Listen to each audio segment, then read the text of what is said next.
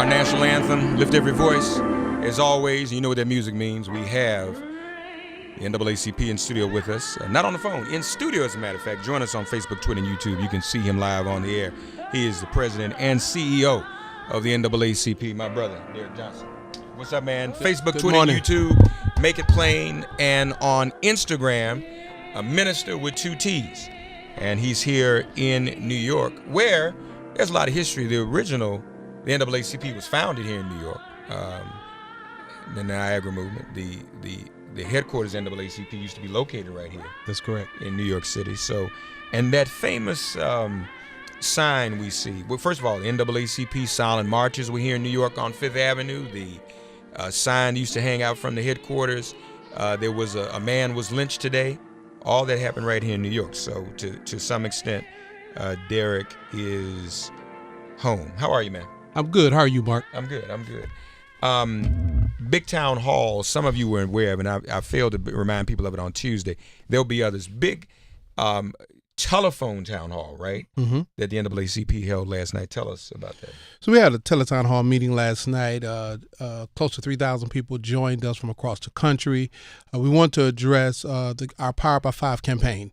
We're asking people to register 5 people to vote, take 5 people to the polls, and get 5 people to do the same. This election is going to be a crucial opportunity for African Americans across this country, along with others, to make democracy work in ways in which if we don't show up, it would not be in our best interest. And we see that now with what's happening on the Supreme Court, right? Absolutely. The Supreme Court nominee, Brett Kavanaugh, is up. He's being considered. There has been some revelations. I am shocked that the members of the Senate, the majority, are refusing to do a thorough investigation to verify the claims. They are actually putting politics over the qualification of an individual. If, in fact, what is being alleged is true, he is unfit to serve on the Supreme Court. But unfortunately, 5 white males decide that they're going to sit, and 11 white males going to sit in judgment of a claim from a woman who said that she was assaulted. That is not the 2018 we should be dealing with. We should really look at these claims to determine whether or not Brett Kavanaugh is fit to serve. You think about it. For me, is whether or not he is truthful, the veracity of his statements. We believe that he hasn't been truthful on other issues, and this is another example where his truthfulness is in question. You agree with his attorney's position that she should not appear prior to an FBI investigation? Her attorney, absolutely. It's a kangaroo court. There needs to be some parameters around this process, and it's not unusual. They did the same things for Anita Hill. Did a thorough investigation. They determined whether or not the veracity of her statement was relevant and truthful, and they allowed her to proceed. They had a hearing. We're asking for the same thing. I think she's asking for the same thing. The American public should be also pursuing the same thing. It's troubling, too, Derrick Johnson with his folks. Give us a call. Some of you may not have had a chance to talk to and meet Derrick on the phone on the big NAACP town hall last night. Do it now. Give us a call, 866-997-4748. Your questions for the president of the NAACP. She's been given this deadline of tomorrow. To me, it's almost like some form of a Cuban Missile Crisis. Who's going to blink first? Which is really, to me, an inappropriate, insensitive, non-empathetic way to deal. This woman has been a victim and is a current victim because of the death threats she's under right now. They've had to relocate. Mm-hmm. So it's a lot to put her through this. That shows the level of insensitivity the majority on the committee have for this individual. What if it was their daughter? What if it was their wife? Would they act and do the same? We need to treat all citizens, male, female, black, white, with a level of dignity and respect that we will want to be provided to our families, to our loved ones, to us. So it is mind-boggling to watch this process. It is unlike any other federal judicial nomination I've ever seen. Yeah, it is crazy. 866-997-4748. Maya Wiley, the attorney who's on MSNBC frequently, said something the other day that struck me. And I mean, I always knew it, but just to hear it again in this context. She was talking about how rape is not about sex. It's about abuse of power. That's right. And when it triggered something in me, so now think about it. He's going on the Supreme Court, the most powerful court in the land. If you abuse power in one place, you're going to abuse it in another. And so he would abuse the power he has over health care, voting rights, gun control, the environment, and women's choice. So it would the abuse of power would just be manifest on policy and law. Well, for the NAACP, we opposed his nomination 12 years ago when he was up for the D.C. Circuit Court. We found his views inconsistent with the realities of the current day. We seen that he will be someone that would try to take us back, not forward. Equal protection of the law is something that we hold dear, and we didn't find that he would be the type of person that would provide equal protection of the law for all citizens. This is only another extension of that abuse of power, but also it goes back to what I said earlier. It's about the veracity of his statements. There have been enough inconsistent statements made by him in the prior committee hearing when he was up 12 years ago compared to some of the things that have come out today. I believe that's why they have not released 90% of his record during his time as White House counsel. Folks, our number to call, 866-99-SERIOUS, 866-997-4748. Big town hall last night over the phone with Derrick Johnson and other NAACP leaders. So you were taking calls. What were some of the biggest and most consistent issues people were raising? But we asked questions to prompt them. Were you registered to vote? Well, we asked people, are there any election concerns? We had one caller call in concerned about her daughter, who's a student at Howard University, and concerned with now that her daughter have registered by absentee. We applied for absentee ballot, whether or not she's going to get the mail in time to vote. Basic questions. Well, what we're finding is people just want information so they can engage, so they can participate. And so that's the goal of the town hall meeting, just to make sure we provide the necessary information so people can participate. And that's very important. We talk a lot about registering to vote. And I know folks and a lot of people in this audience, we get it. We're a progressive channel. But as Derrick just said, they were asking everyday individuals whether or not they were registered, whether they had information. We can't take for granted that everybody is plugged in and knows what they need to do, dotting I's and crossing T's so they can get out to vote, right? But the beautiful thing about the NAACP, we are a representative body. We have individuals who are members from all across the country, active in 2,200 units in 47 states. We go up and down the social ladder. We have barbers and we have lawyers.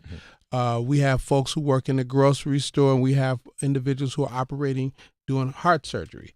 It is a true representative organization. And the beautiful thing about representative organization, we find that doctors have the same questions around this process as would a barber. And it's our job to educate people and not assume everyone know all the information, because we can't.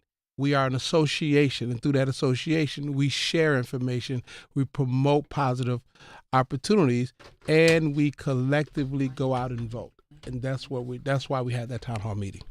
And that's too why the new campaign, the Power Five, is important, because maybe the barber can remind the doctors, That's or correct. the doctors can remind. So and the progress listener can remind the non-progress listener. So I know, folks, for many of you, we're preaching to the choir. We're all in the amen chorus. But it's not just about what we do these 3 hours on the radio. It's when we go off the radio at 9 a.m., are we going out into the world and organizing 5 people? Gwen Moore. Can we find that interview I did with Gwen Moore? Gwen Moore summed up the whole Black Caucus for us this weekend, Derrick. She said, y'all know who ain't voting.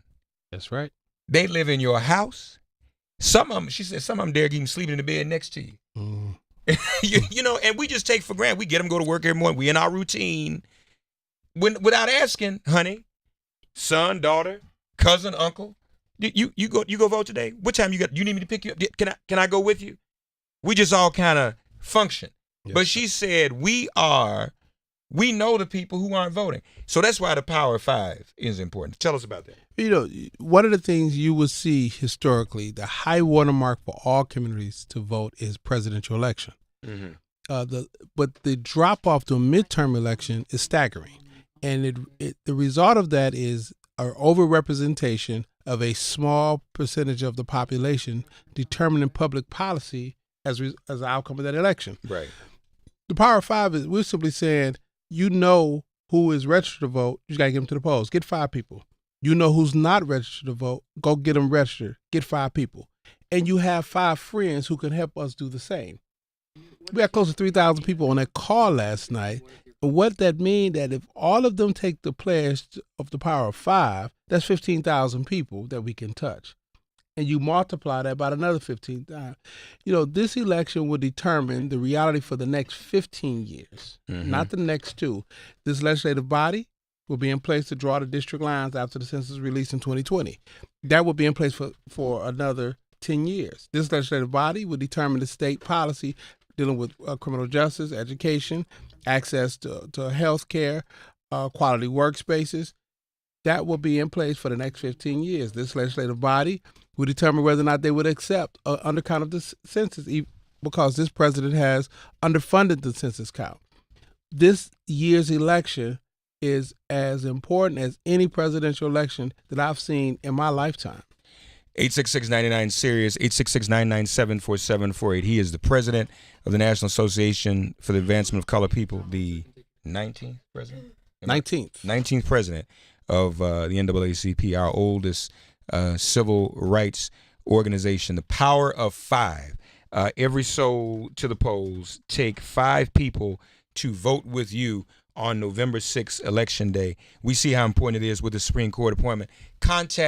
We still want people to contact senators too, right? Absolutely. You know, we have a robust text messaging system now. We have a robust website system directing people into the campaigns. Text NAACP to the number 40649. Text NAACP to the number 40649, or you can go on our website, naacp.org, take the pledge, sign up, and you will get regular communications from us asking you to engage this year, not only with the Supreme Court, but take 5 to the polls, register 5 people, and get 5 to do the same. 866-996. So we've got a bunch of calls. Let's get to them. This is your opportunity. We're kind of going to extend the town hall somewhat from last night and do this live on air, so you all have your questions and comments for the president of NAACP. Let's see here. Ladies first, in effect. Marcia's in North Carolina. Marcia, God bless you. Good morning. Get woke and vote. Get ready for impeachment. Stop Kavanaugh. You're on the air with Derrick Johnson. You're from North Carolina. He's from Mississippi. Go right ahead, Marcia.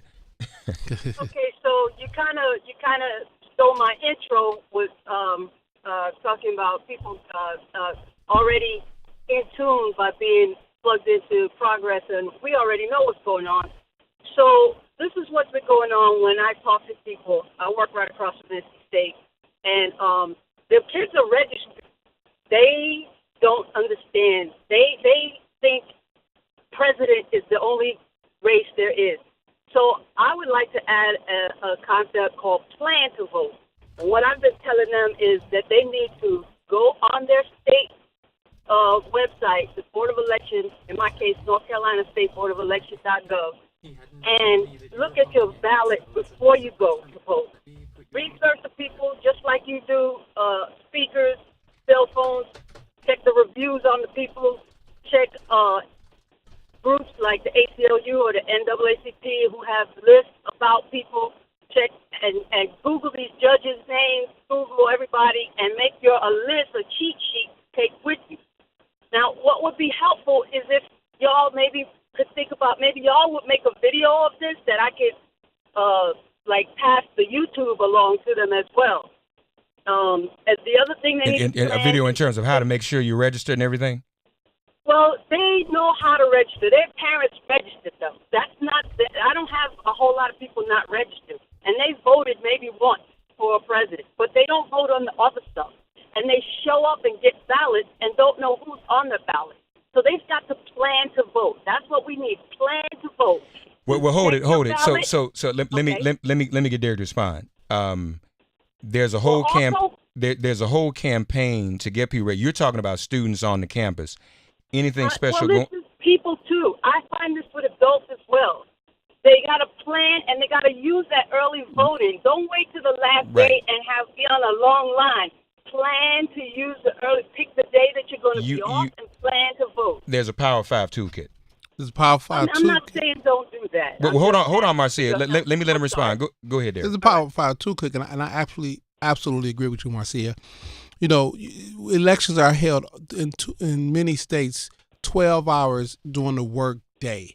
And when you have a state like North Carolina that allow for early voting, the Power by 5 can now program the 5 people you want to take the polls, and you have more time to do so, and you can schedule it out. So I absolutely agree with you. We need to plan that process. If you know your 5 people and you have early voting in your state, let's plan it. Let's get them there early. Don't wait until election day because stuff happens. Life happens. That's right. So let's get them there as soon as we can so they can cast that vote. So thank you for that idea. Marcia, thank you so much. NAACP.org.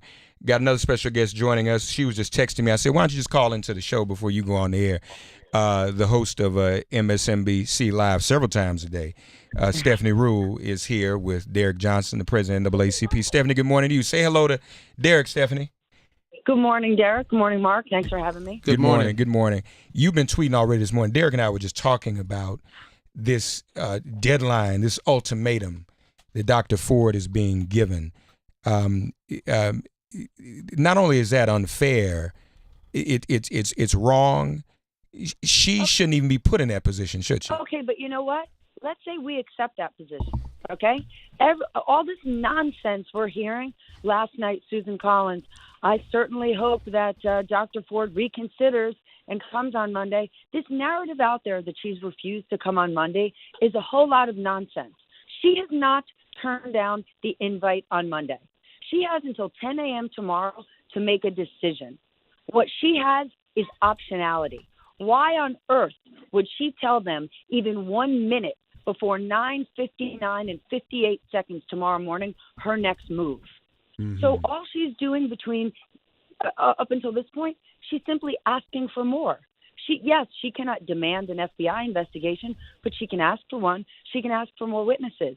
And in doing so, her goal is to get more of the story out there on Monday to elevate it above a he said, she said. Now, at the end of the day, they can say, no way, Jose. And then at 10 o'clock tomorrow, she can say, great, here's my opening statement. See you Monday, kids. But this ridiculous nonsense out there that she's time's running out for her, back's against the wall, her story must not be good. I guess no one understands game theory or optionality. The minute she makes that decision to show up on Monday, she is going to undergo a full-blown character assassination from the other side. So sister's playing the cards close to her vest, which is the right thing to do. Yeah, I would agree. Derrick and I were just talking about that because if you have a client going to court or whatever, Derrick, I mean, you wouldn't give the other side that much advance notice to even play this game, would you? But the game they're playing is to try to malign and tear her down and not to figure out the truth of the matters asserted. We have a situation here where we may not be able to tell through any physical evidence or anything happened, but we do have a situation here where she's credible enough to do the necessary due diligence to determine whether or not it's an issue. Mm-hmm. We are talking about someone who's going to be appointed to a lifetime tenure on the Supreme Court. Whatever delay is necessary to make sure he's fit to sit is something that we should all stand up for. But those 11 white men who's sitting in judgment of this woman, they should face some serious opposition when it's time for their reelection as well. Yeah. Stephanie, Mark, I just please go ahead. It's crazy and it's untrue to say that she's turned down the invite? Right. She hasn't. No. She hasn't. Absolutely has not. So everyone can simply dial that back. And the truth is, she's got Republicans shaking in their boots because they can't figure out how hard to go after her right now. Because remember, they do have midterms coming up. Many people call this the year of the woman. We have a record number of women going out there and running for office.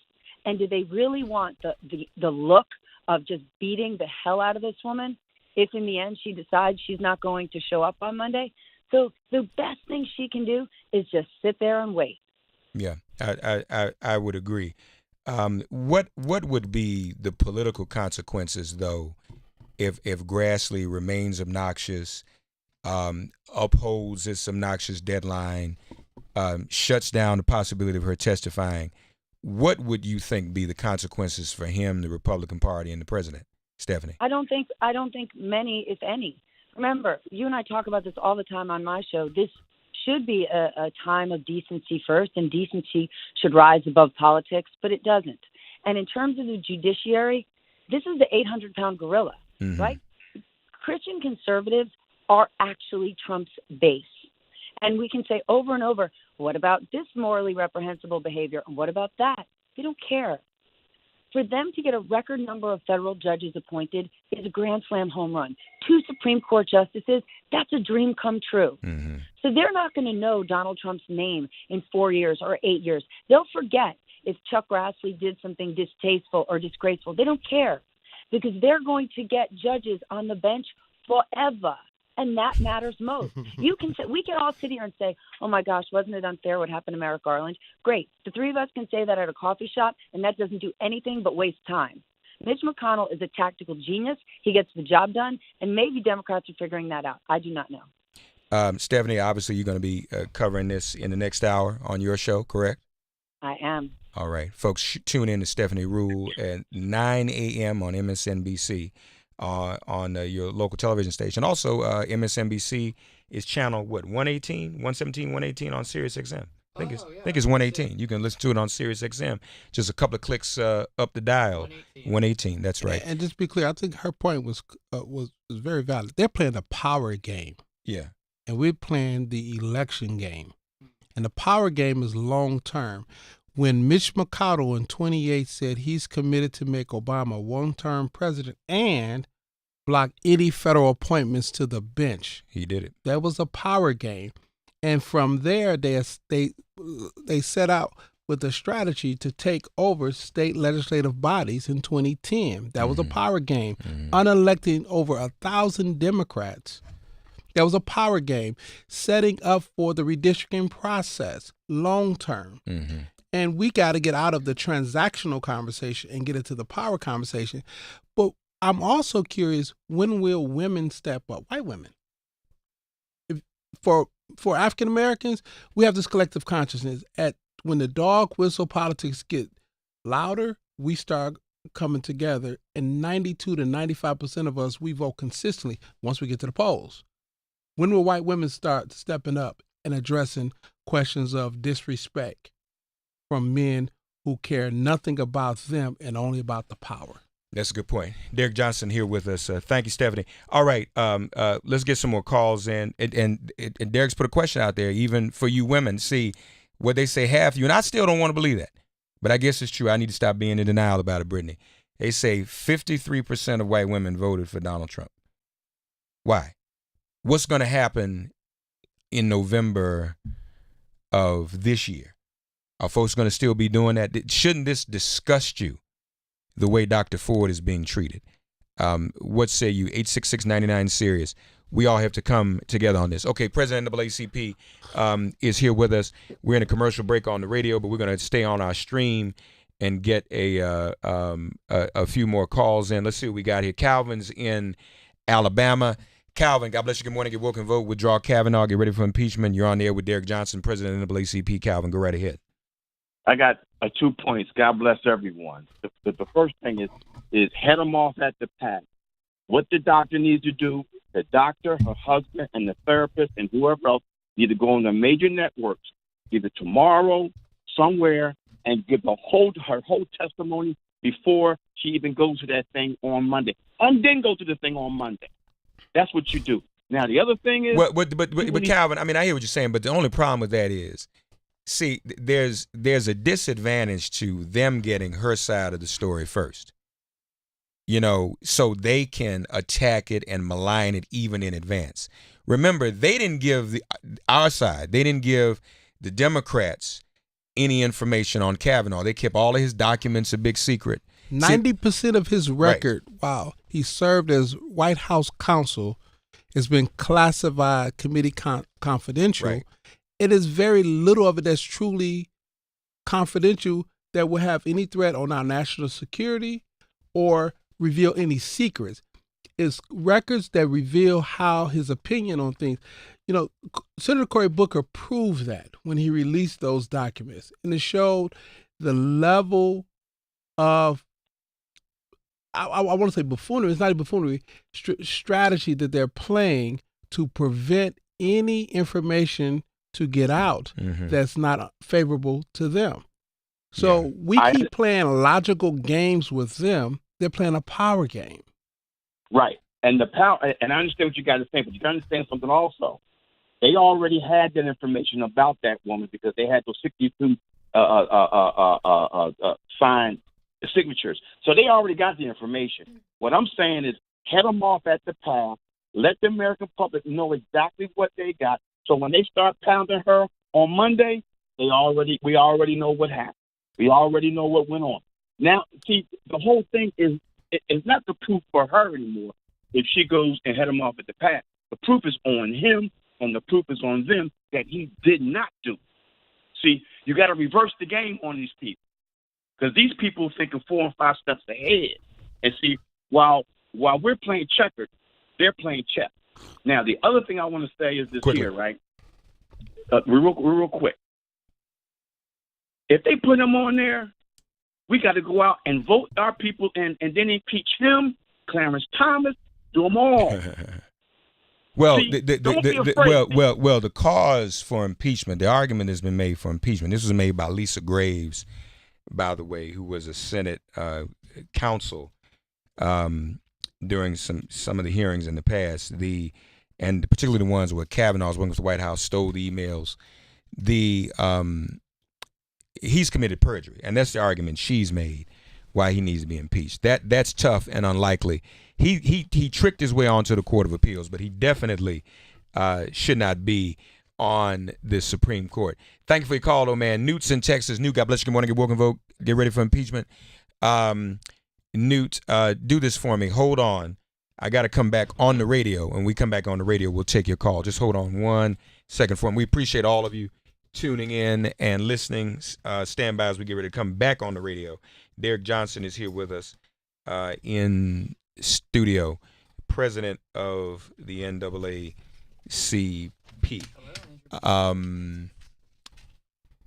Andrew's counting us down.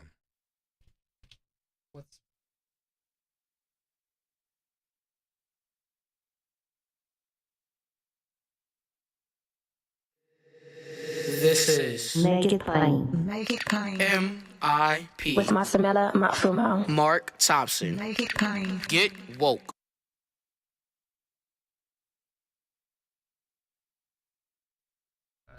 Back here in studio with the president of NAACP, Derrick Johnson, CEO, and we're taking your calls. The Power 5 Toolkit is at NAACP.org for you to implement amongst your own. We have what Gwen Moore told me. Did we find that? I want Derrick to hear this. This is Congresswoman Gwen Moore of Milwaukee. She kind of gets us straight. We got this on video. We're going to make this a commercial because this is going to help us. Here's Gwen Moore from this weekend. I just said that.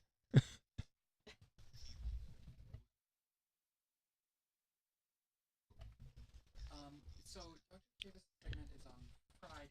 Is that what you're recording tomorrow? Okay.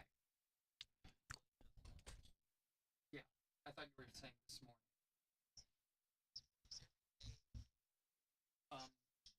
So what can you? Wow. So, but what is the?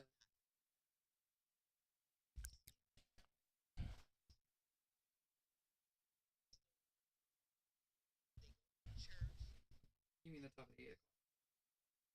Will the yeah.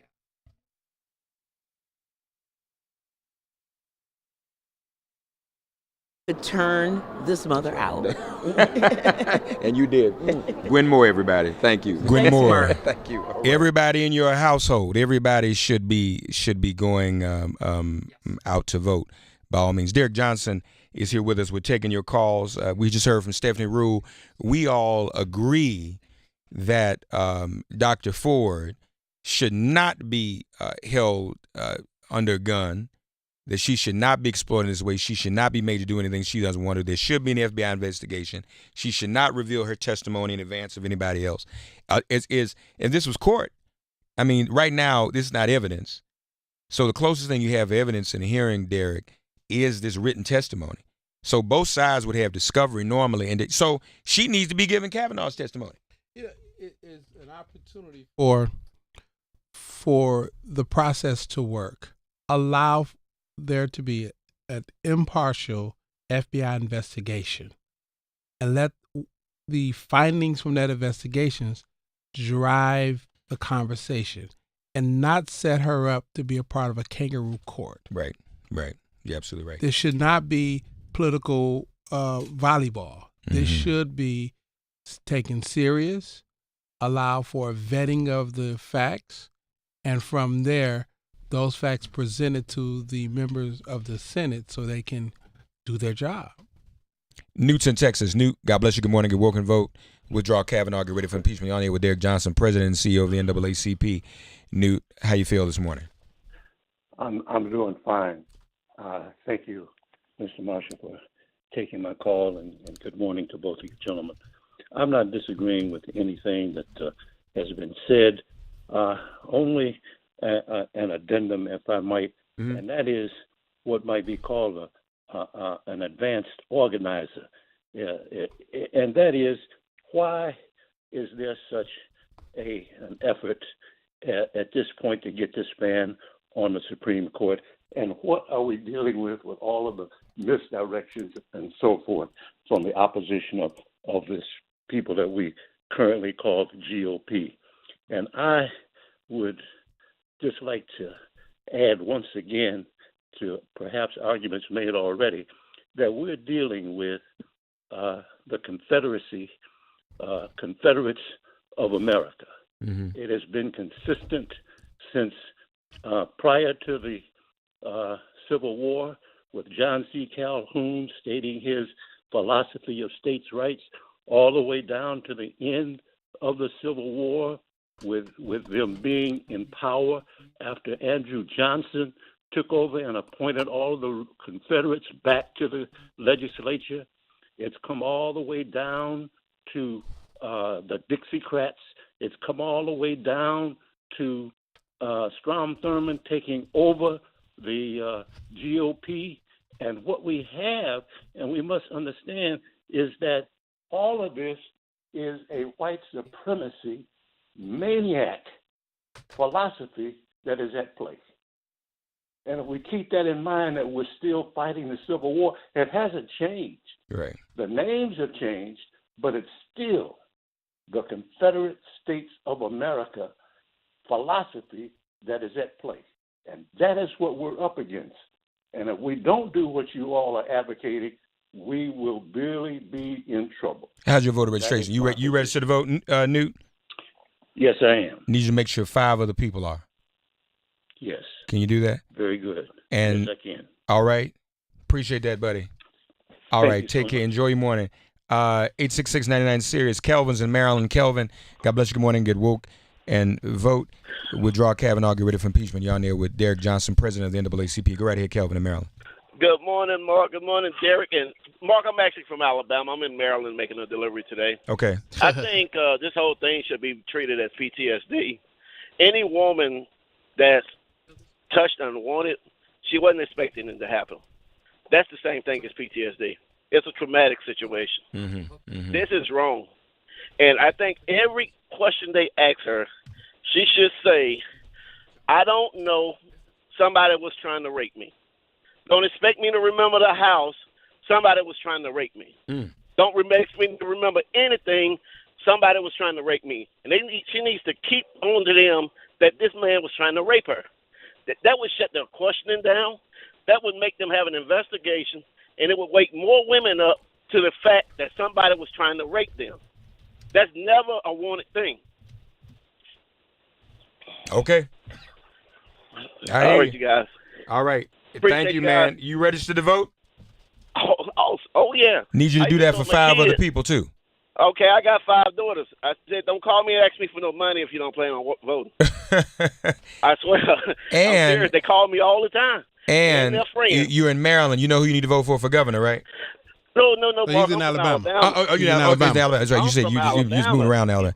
So in Alabama, we've got what? We've got Walt Maddox. You got state legislative races. You got to You got to break that supermajority in Alabama. That's right.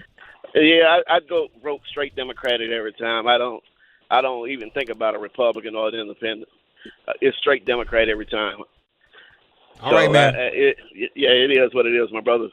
Thank guys, you. I love you. Keep up Love you the good too. work, man. Thank you. All right, take care now, folks. Joining Derrick and me, we appreciate Derrick hanging out. Derrick's going to co-host with me for a little while too. We appreciate that. Joining us now, the president of Elrod Strategy. She's former director of strategic communications for Hillary Clinton, Capitol Hill chief of staff at the DCCC. Adrian Elrod joins us now. Adrian, good morning to you. How are you? Good morning. I'm great. Thanks. Say hello to Derrick Johnson, the president of the NAACP, who's in studio with me. Oh, great. Good morning, Derrick. Good Hi. morning. How are you? Good. How are you? Adrian, what's your view on this Kavanaugh situation, the deadline that's been given Dr. Christine Blasey Ford? She has till 10 a.m. tomorrow to respond. The Chuck Grassley and the Senate Judiciary are giving her this ultimatum. What's your take on that? Yeah, well, first of all, this is an artificial deadline. There's no reason why this has to happen on Monday. What she went through is serious. She deserves the time to decide whether or not she wants to do this publicly or privately. As you know very well, one of her sticking points is that she believes that other witnesses, some of her friends who she went to school with, who may have been at this party, should also have the right to be able to testify. And that has been completely shut down by Chuck Grassley, who, of course, is the chair of the the Senate Judiciary Committee. Mm-hmm. So I have a lot of issues, especially as a woman. The Republicans certainly do not want to go through another Anita Hill spectacle. But at the same time, that's what they appear to be doing. And either way, this is not good for them going into the midterms because they are further alienating suburban women, which, as you both know very well, is key to either party's takeover or either party's victory in the election. And they're just further angering women, and especially those women that they need to hold on to the House and, frankly, to hold on to the Senate. As a matter of fact, as we speak, the hashtag Dear Professor Ford is going viral on Twitter. But Adrian, I believe you're exactly right. This is really going to hurt them in November. But it's almost like they don't care, because if you get a guy like Kavanaugh on the court forever, for lifetime, to some of them, it may almost be worth losing the House and Senate. Yeah, you raise a really important point there, and I think that that's the gamble they're taking. I think that they probably believe that the core of the Republican base also supports this thought, and that will push them over the finish line, and so they maintain control of the Senate in the midterms. So I think you're exactly right. This is a gamble they're willing to take, and frankly, that's why a lot of Republicans who were reluctant to support President Trump or reluctant to support candidate Trump in the primary due to some of his a litany of outlandish, lambastic things that he did, a lot of them said, you know what, we'll swallow this pill as long as we can get a conservative Supreme Court, and that's what his base expects. So I think you're right. I think this is a gamble that a lot of Republicans are willing to take because this is a lifetime appointment, and they want to do everything they can and will do everything they can to ensure that they get a conservative Supreme Court. 1:15. Derrick Johnson, again, though, this is an opportunity for people to be educated about the power. And that's what your power campaign is about. Power, folks. There is power in voting that affects every branch of government on every level, local, state, and federal. Absolutely. You know, we wouldn't be talking about this Supreme Court nominee who, if confirmed, will serve a lifetime appointment if 2016 election turned out differently. We wouldn't have households worried about whether or not they're going to have access to health care if the 2016 election turned out differently. We wouldn't have inner city schools or rural schools or poor districts underdeveloping our young people if we are engaged in making sure that the tax dollars that we put into the coffers are utilized for the need and interests of the communities we represent. Voting is power. If you want to talk about power, that's great, but you can't get the power before you get to the vote. Yeah, right. And Adrian Elrod with us as well. Adrian, what is going on right now, the reaction to it is also reflected in the hundreds of women that are running for office and a great number of women that are going to be elected to Congress in November. Well, you know, I think what Republicans are doing right now in the Senate is a reminder why there are so many women running for office. You're seeing this, by the way, on both sides. More women are running for, on the Democratic side than the Republican side. But this is truly going to be the year of the woman. We had the year of the woman, of course, after the Anita Hill hearings. There was the year of the woman in 92.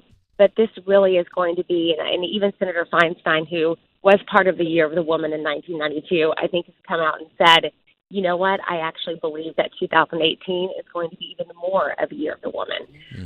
Look, women know that the only way to take back their country is to actually roll up their sleeves and do the job themselves, which is why you're seeing a record number of women running across the board.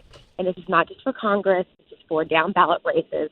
And they're really going to be developing a bench of strong women who will be able to take the Democratic Party forward for years to come. Indeed. Lastly, Adrian, are you sensing that you mentioned suburban white women, but are you sensing that some of those women, unfortunately, some of whom actually voted for Trump, because Hillary Clinton was demonized for 30 straight years. But anyway, be that as it may. Are you getting the impression that even some of them have seen the error of their ways? I am, and I think that they regret their vote. I think that they are disappointed.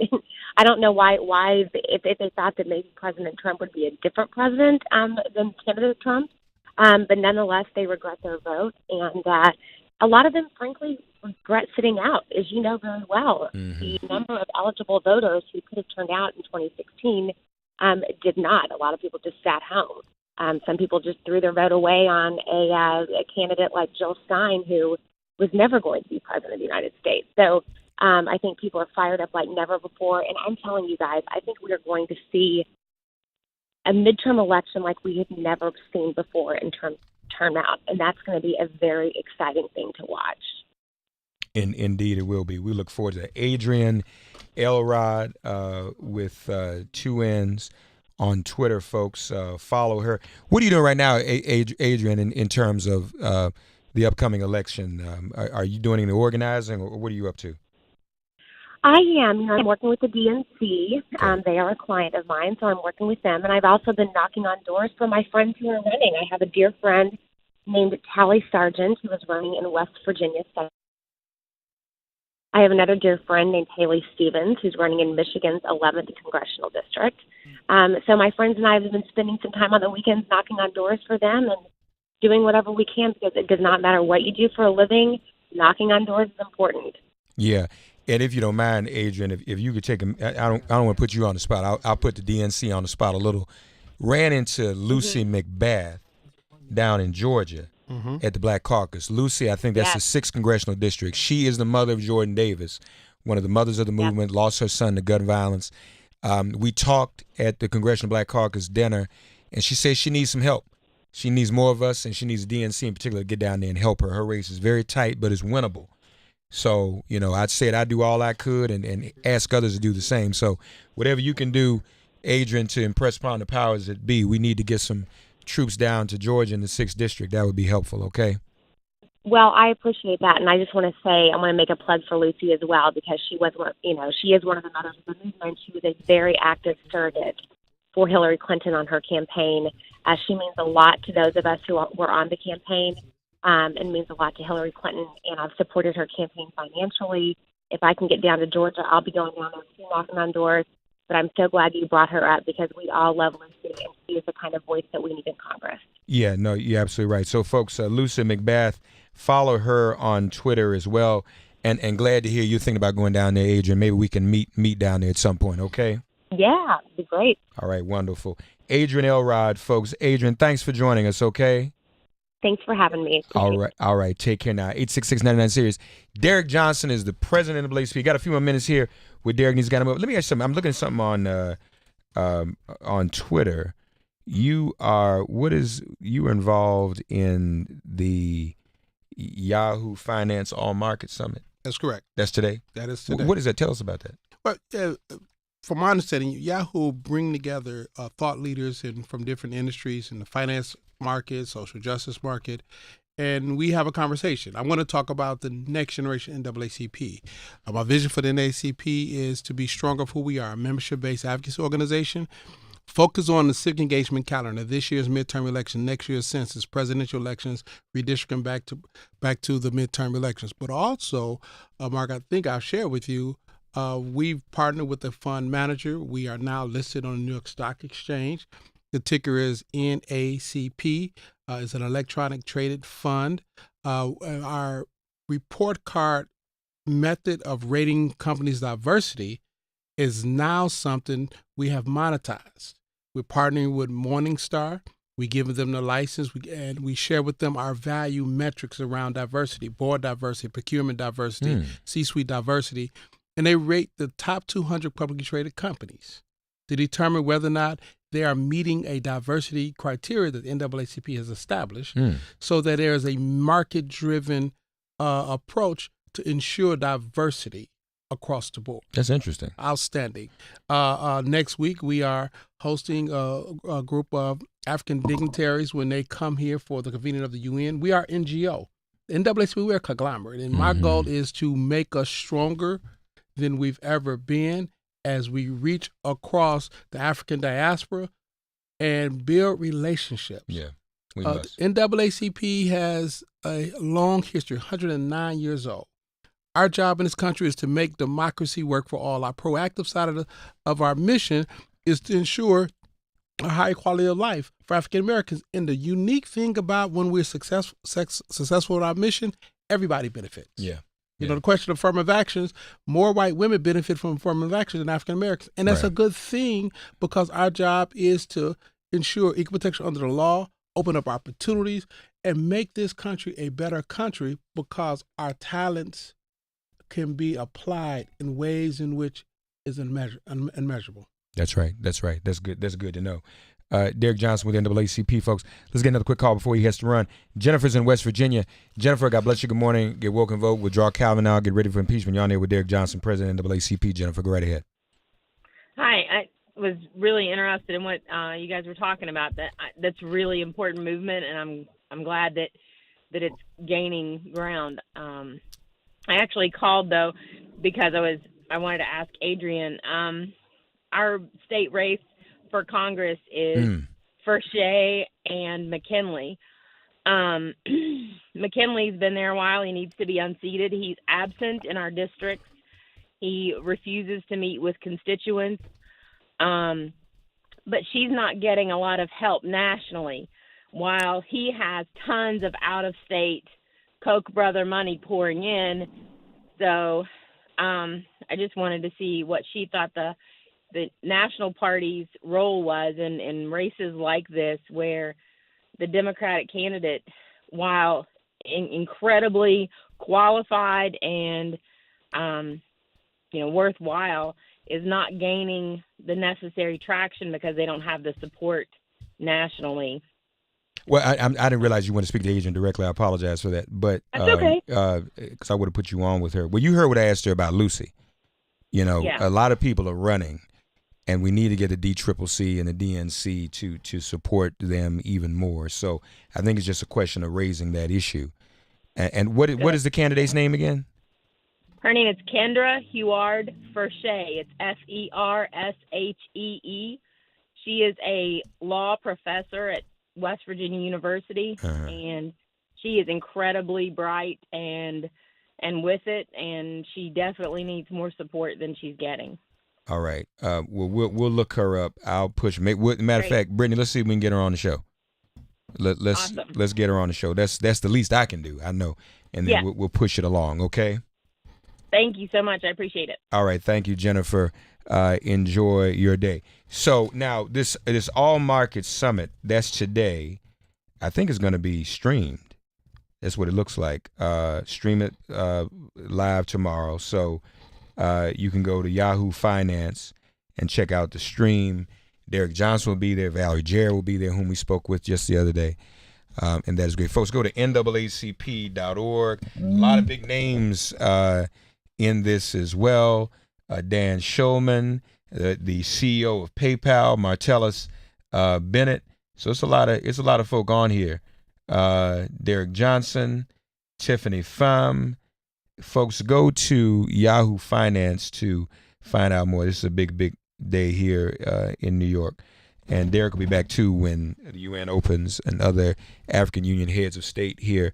The NAACP doing great work. But we need you to join NAACP, help the NAACP. Go to NAACP.org.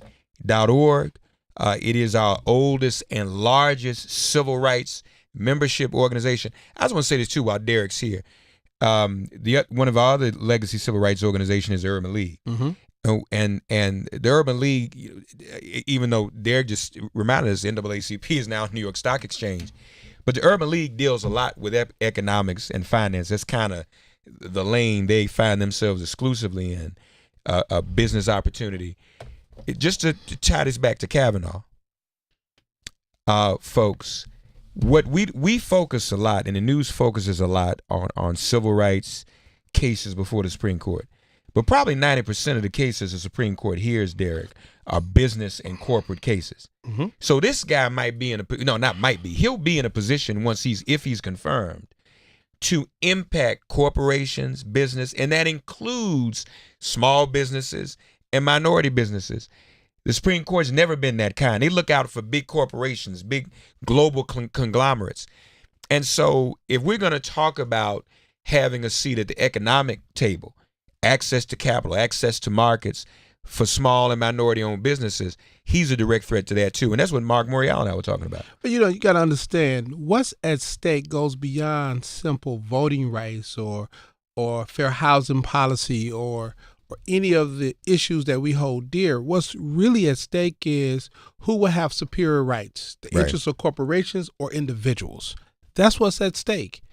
And if you take a look at the landscape, all of us are under attack, whether you are advocates for gender equality, whether you're advocates for civil rights, whether you're advocates for environmental rights, you name it, we're all under attack because ultimately the interests of corporate is seeking to be considered as a superior status as individuals. Yeah. You're absolutely right. Derrick Johnson, at Derrick NAACP on Twitter. Follow him there. Folks, share our conversation today on your social media, Facebook, Twitter, and YouTube. Make it plain. Instagram, Minister with 2 T's. Good to see you, brother. Thank you. Time flies, doesn't it? Oh, real fast. I want to come see you when you had the African heads of state with you, because we need to tie all this up. I will send you the invite as I walk out the door. My man. Half past the hour. Former assistant U.S. attorney in the District of Columbia, Glenn Kirshner, is going to join us next. We'll talk about some of the power dynamics that Derrick mentioned in terms of this legality. And Dr. Ford, do not go away. We'll be right back. Sirius XM Progress 127 Resistance Radio. Get woke and vote. Get ready for impeachment. Withdraw Kavanaugh. This is MIP.